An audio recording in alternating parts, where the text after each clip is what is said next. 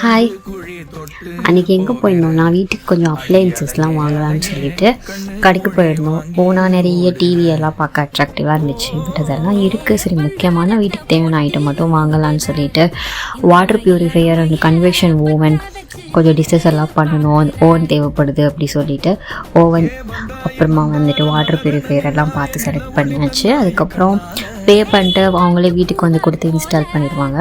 So வீட்டுக்கு அனுப்பிச்சி வச்சுடுங்கன்னு சொல்லிட்டு வெளியே கிளம்பியாச்சு. சாப்பிட போகலாம் அப்படின்னு.